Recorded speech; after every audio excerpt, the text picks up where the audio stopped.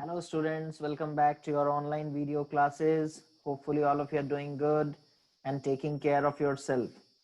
तो बच्चों आज हम लोग पढ़ेंगे फिजिक्स का अपना नया चैप्टर है ना, जिसका नाम है साउंड. ओके, तो हम लोग फिजिक्स का नया चैप्टर जिसका नाम है साउंड, उसके बारे में आज पढ़ना स्टार्ट करेंगे. ठीक है, अच्छा. तो क्लास 7 में बच्चों हम लोगों ने पढ़ा साउंड के बारे में. ठीक है, साउंड कैसे प्रोड्यूस होता है. ठीक है, तो जनरली साउंड होता क्या है ना, एक बार बस रिकैप कर देते हैं. ठीक है, साउंड हम लोग किसे कहते हैं ना, it is a form of energy. Okay, it is a form of energy which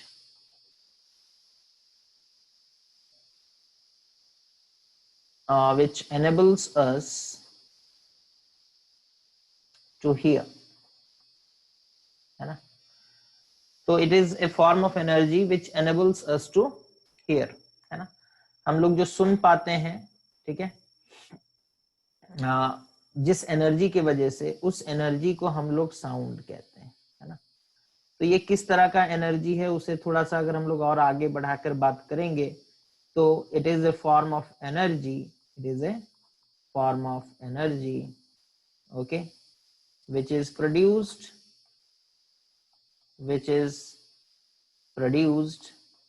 when a body vibrates.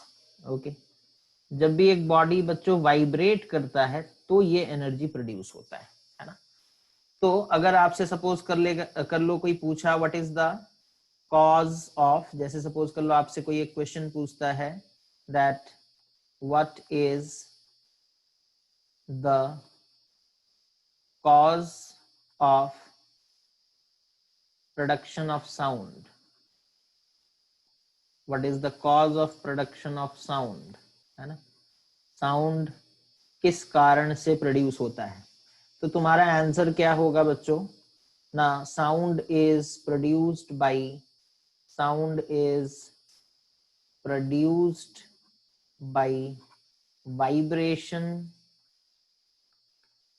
Vibration of bodies, है ना. जब बॉडीज वाइब्रेट करते हैं तब जाकर साउंड प्रोड्यूस होता है ना, तब जाकर साउंड प्रोड्यूस होता है. ओके, अच्छा. सो जस्ट ए सेकेंड बच्चों. हाँ, तो बच्चों हम लोग ये कह रहे थे कि साउंड कब प्रोड्यूस होता है ना, sound is produced by vibration of bodies, है ना. जब बॉडीज वाइब्रेट करते हैं तब जाकर साउंड प्रोड्यूस होता है. ठीक है, अच्छा. फिर उसके बाद अगर सपोज कर लो हमसे कोई पूछेगा कि साउंड एनर्जी, ठीक है, how does it travel, how does it propagates, okay, how does it propagates, sound energy, how does it propagates, ठीक है, या फिर how does sound energy propagates. ठीक है, तो अगर हमसे ये कोई सवाल पूछेगा, ये देखो ये सब हम लोग लास्ट ईयर पढ़े थे, है ना, इस साल नहीं पढ़ना है, बट हम बस एक रिवीजन टाइप का करवा रहे, क्वेश्चन आंसर के टाइप में, है ना. तो हमारा आंसर क्या होगा बच्चों ना, हमारा आंसर होगा sound energy, okay, propagates in the form of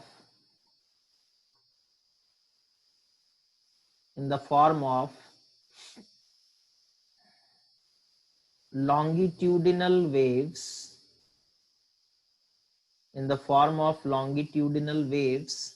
okay, comprising of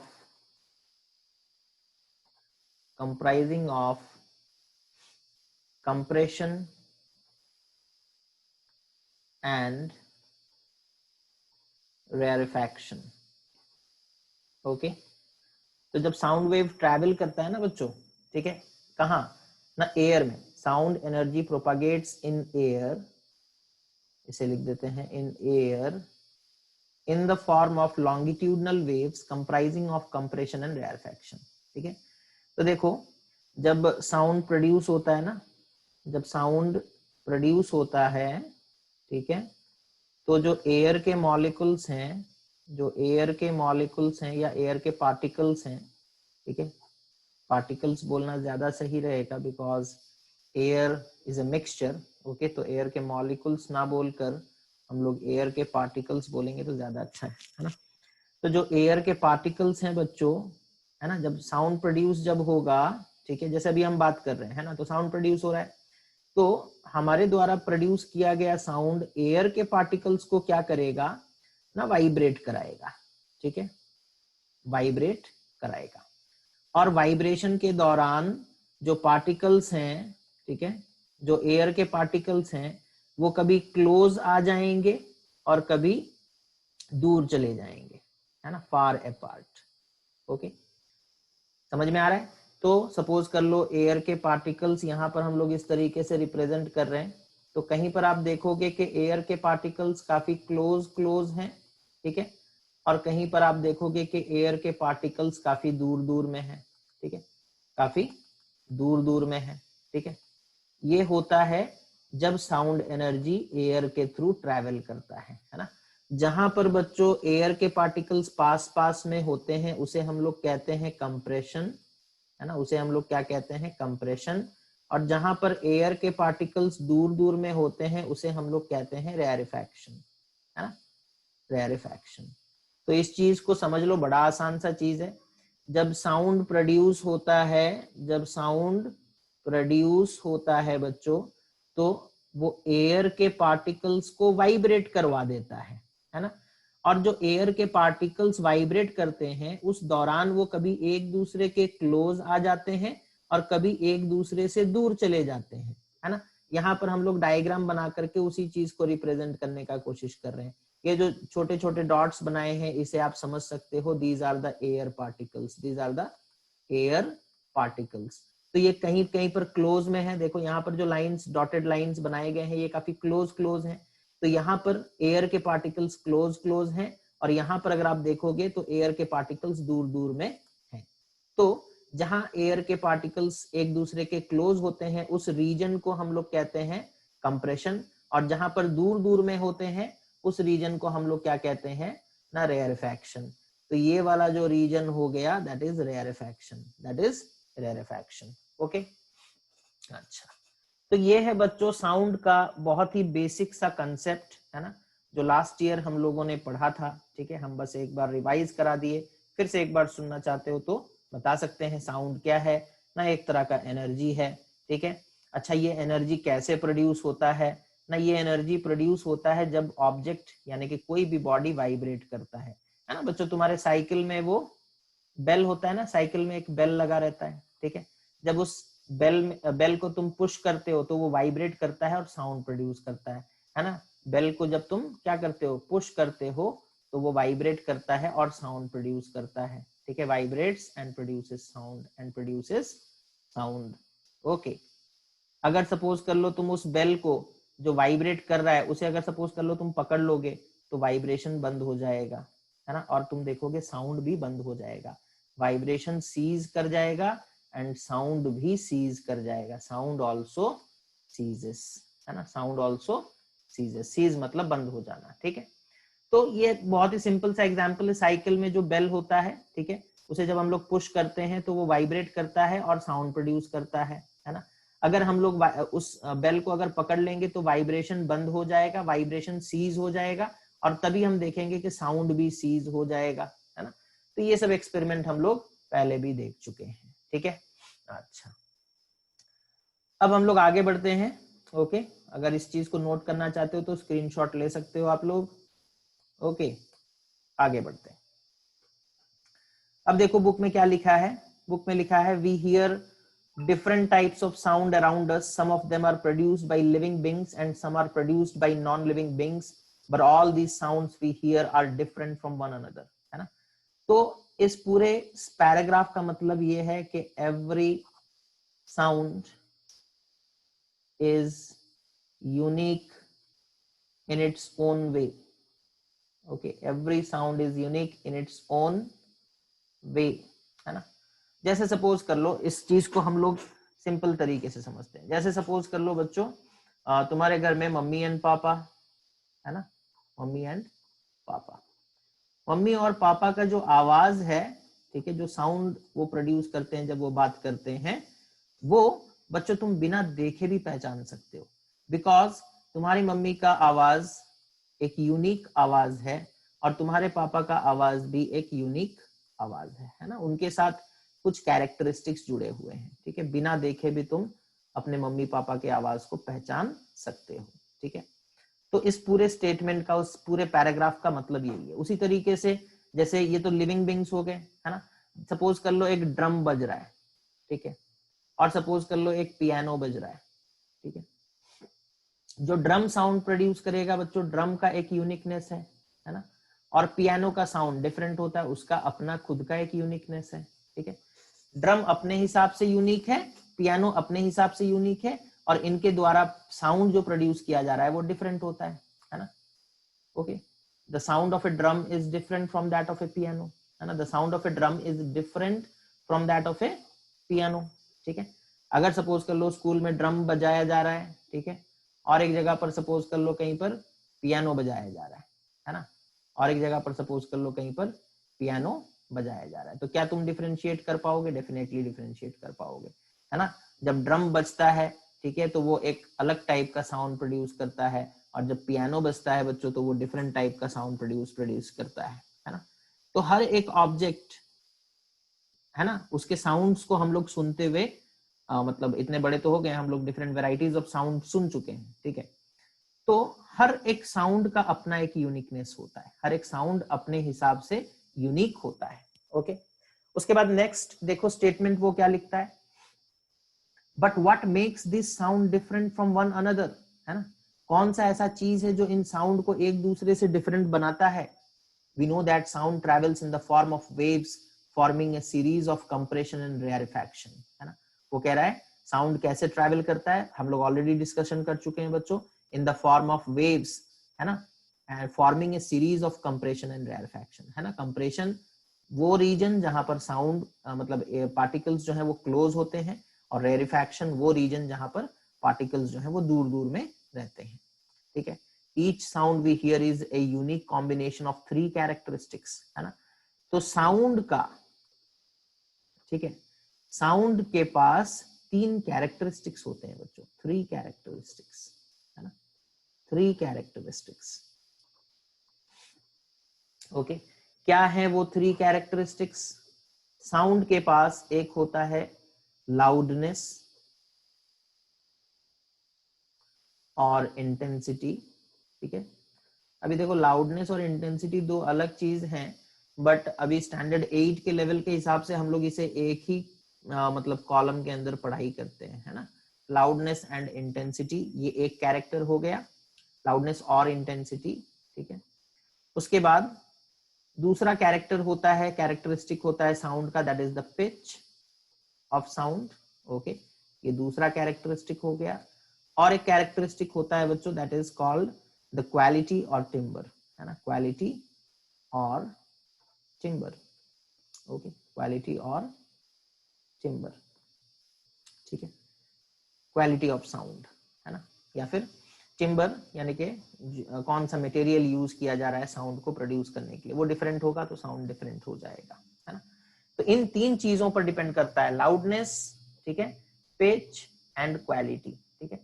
कभी कभी क्या होता है, लाउडनेस और पिच सेम हो जाता है तो क्वालिटी डिफरेंट हो जाता है, क्वालिटी और पिच सेम हो गया तो लाउडनेस डिफरेंट हो गया. तो अलग अलग साउंड का तीनों चीज सेम होना, ये महज एक मतलब इत्तेफाक हो सकता है, ठीक है. बहुत ही डिफिकल्ट टास्क है ना.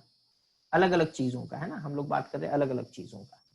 ओके, किसी का लाउडनेस ज्यादा होगा तो किसी का कम होगा, किसी का पिच ज्यादा होगा तो किसी का कम होगा, किसी का क्वालिटी तो जनरली अलग अलग चीजों का मैच नहीं करता, है ना. जैसे भी हम लोग ड्रम और पियानो का क्वालिटी डिफरेंट है ना, क्वालिटी डिफरेंट है.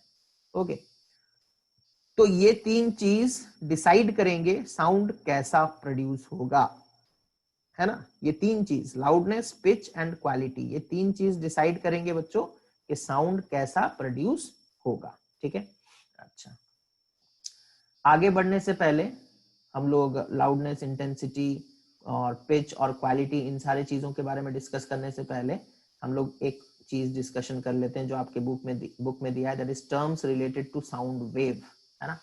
क्या दिया है बच्चों? Terms related to sound waves,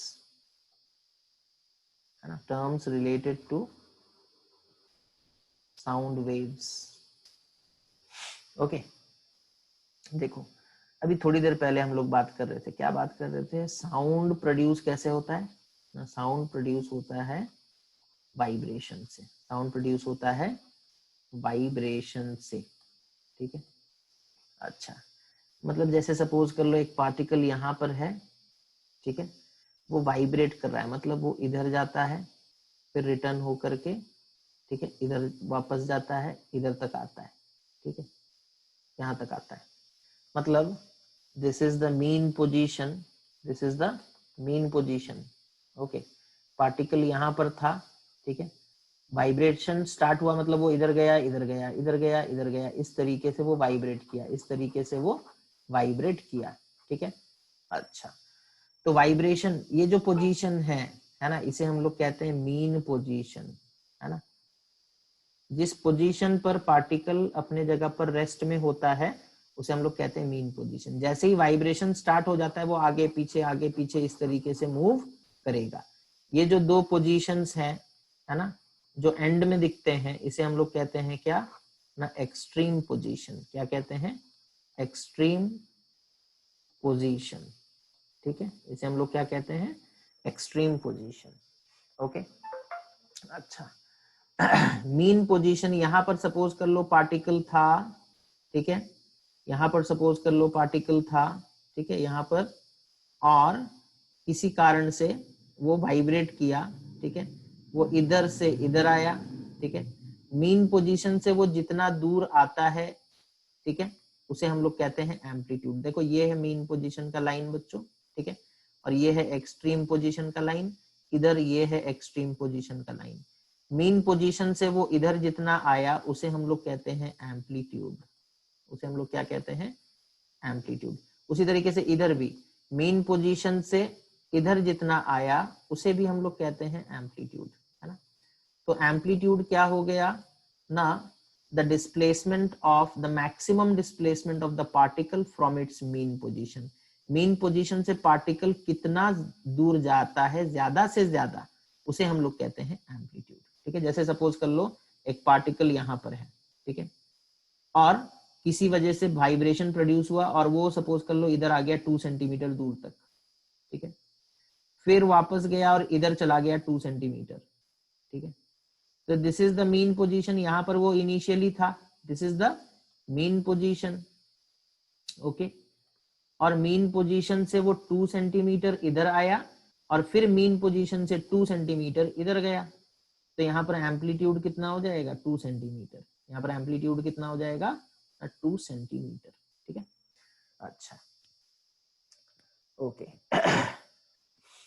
उसके बाद जब वो वाइब्रेट कर रहा है ना, पार्टिकल यहां से निकला, 2 सेंटीमीटर गया, फिर वापस 2 सेंटीमीटर, टोटल हो गया 4, फिर इधर गया 2, हो गया कितना? 6, फिर इधर आया वापस से, जब वो मीन पोजीशन पर पहुंचा, एक कंप्लीट वाइब्रेशन के बाद जब वो अपने ओरिजिनल पोजीशन पर पहुंचा, तो जितना डिस्टेंस वो कवर किया बच्चों, उसे हम लोग कहते हैं वेव लेंथ। उसे हम लोग क्या कहते हैं? Wave length.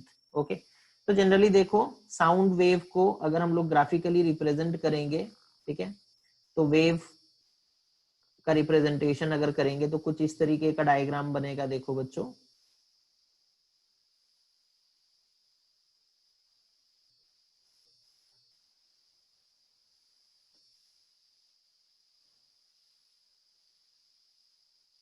ओके, कुछ इस तरीके का डायग्राम बनेगा। इसे थोड़ा और आगे बढ़ा देते हैं।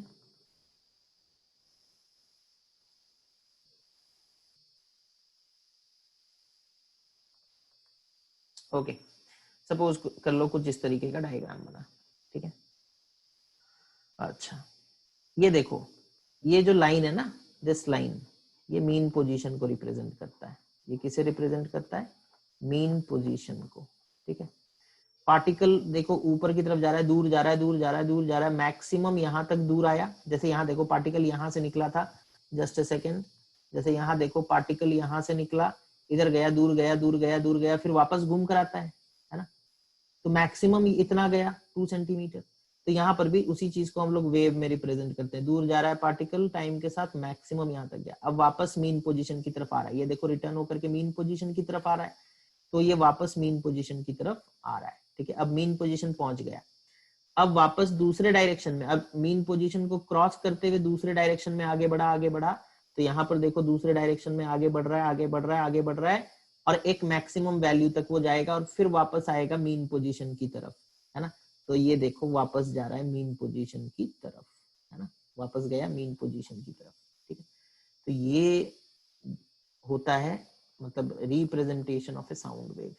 ये जो डिस्टेंस है बच्चों, इसे हम लोग कहते हैं एम्पलीट्यूड, है ना। This distance, the maximum displacement of the particle from its mean position, the maximum displacement of the particle from its mean position is known as amplitude. Okay, अच्छा, तो एम्पलीट्यूड क्या है वो समझ में आ गया। एम्पलीट्यूड क्या है बच्चों? एम्पलीट्यूड हो गया the maximum displacement, okay, the maximum displacement of A wave, क्योंकि हम लोग साउंड वेव के बारे में पढ़ रहे हैं, तो पार्टिकल नहीं लिख करके हम लोग यहाँ पर लिखेंगे wave. The maximum displacement of A sound wave in either direction, दोनों में से कोई एक डायरेक्शन, या तो इधर वाला या फिर इधर वाला, दोनों ही एम्पलीट्यूड ही कहलाते हैं। In either direction is called amplitude of the wave, is called amplitude of the wave, ठीक है। तो ये हो गया बच्चों एम्पलीट्यूड, है ना। अब यहाँ देखो, ये हमारा जो वेव है ये इस तरीके से ऊपर उठ रहा है, ठीक है, यहाँ पर पहुंच रहा है ना। ये जो ऊपर वाला पोर्शन है ना, ठीक है, इसे हम लोग कहते हैं क्रेस्ट। इसे हम लोग क्या कहते हैं? क्रेस्ट। यहाँ पर भी इसे हम लोग क्या कहते हैं? क्रेस्ट। और नीचे की तरफ देखो, ये जो नीचे वाला पोर्शन होता है वेव का, इसे हम लोग कहते हैं ट्रॉ। इसे हम लोग क्या कहते हैं? That is known as trough, okay. एक क्रेस्ट से दूसरे क्रेस्ट तक का जो डिस्टेंस होता है, एक क्रेस्ट से दूसरे क्रेस्ट तक का जो डिस्टेंस होता है बच्चों, उसे हम लोग कहते हैं वेवलेंथ, है ना। उसे हम लोग क्या कहते हैं? वेवलेंथ। उसी तरीके से एक ट्रॉ से दूसरे, अब यहाँ पे दूसरा ट्रॉ तो हम लोग बना नहीं पा रहे, एक ट्रॉ से दूसरे ट्रॉ तक का जो डिस्टेंस होता है उसे भी हम लोग कहते हैं वेव लेंथ, है ना। तो वेवलेंथ क्या हो गया? देखो यहाँ पे बुक में लिखा है, it is the distance between two consecutive compression और rarefaction. The distance is same as the distance between two successive crest और ट्रॉ, है ना। तो दो सक्सेसिव, एक क्रेस्ट और दूसरे क्रेस्ट के बीच का जो डिस्टेंस है उसी को वेवलेंथ कहते हैं। उसी को क्या कहते हैं? वेव लेंथ कहते हैं। और वो किसके बराबर है ना? टू कंसेक्यूटिव कंप्रेशन और रेयरफैक्शन, है ना। हम लोग कंप्रेशन और रेयरफैक्शन के आकार में भी शो किए थे बच्चों, याद होगा। ये हो गया कंप्रेशन, ओके, और ये हो गया सपोज कर लो रेयरफैक्शन, ठीक है। ये कंप्रेशन, यहाँ पर पार्टिकल्स पास पास में है, ठीक है। ये हो गया रेयरफैक्शन। तो यहां से लेकर के यहां तक का जो लेंथ है इसे हम लोग कहते हैं वेव लेंथ, है ना। इसे हम लोग कहते हैं वेव लेंथ, ठीक है। तो कंप्रेशन और रेयरफैक्शन के आकार में अगर तुम डिफाइन करना चाहते हो तो लिखोगे the distance between two consecutive compression और रेयरफैक्शन, ठीक है। और अगर ग्राफ के आकार में लिखना चाहते हो तो the distance between two consecutive crest और ट्रॉ, ठीक है।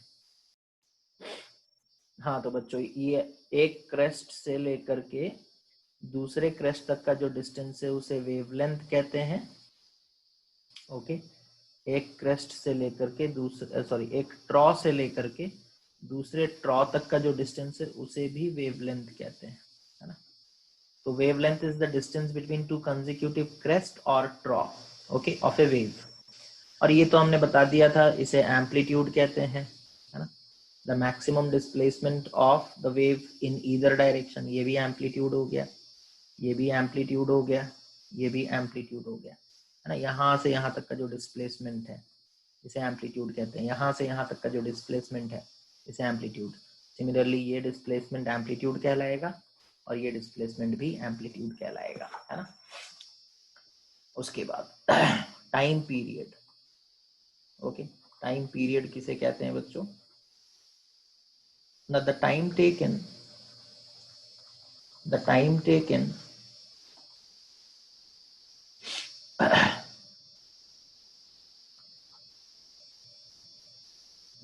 taken by a wave for one complete oscillation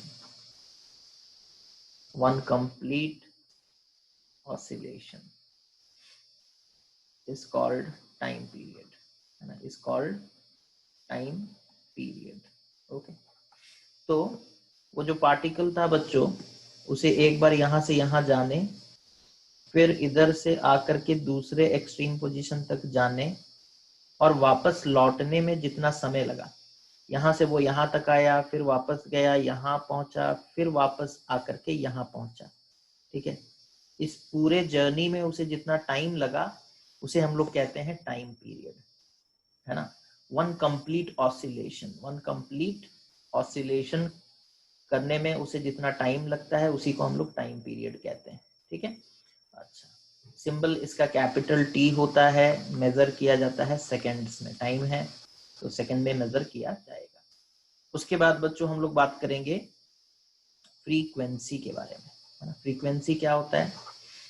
The number of complete oscillations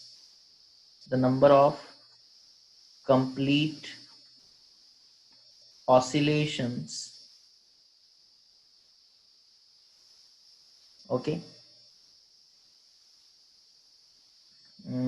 the number of complete oscillations in 1 second. Okay, एक सेकंड में कितने कंप्लीट ऑसिलेशन हो रहे हैं उसे हम लोग फ्रीक्वेंसी कहते हैं. इज कॉल्ड फ्रीक्वेंसी, है ना. सिंबल है स्मॉल f और यूनिट क्या है? सेकंड इनवर्स, है ना, और 1/सेकंड.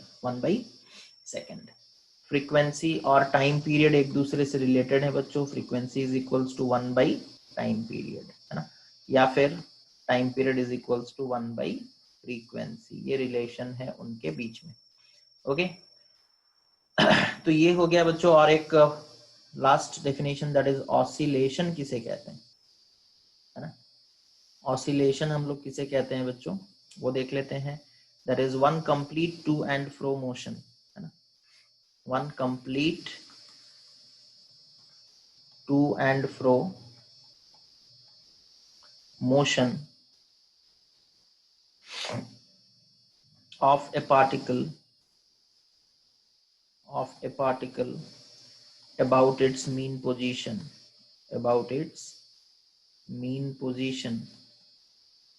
okay, is called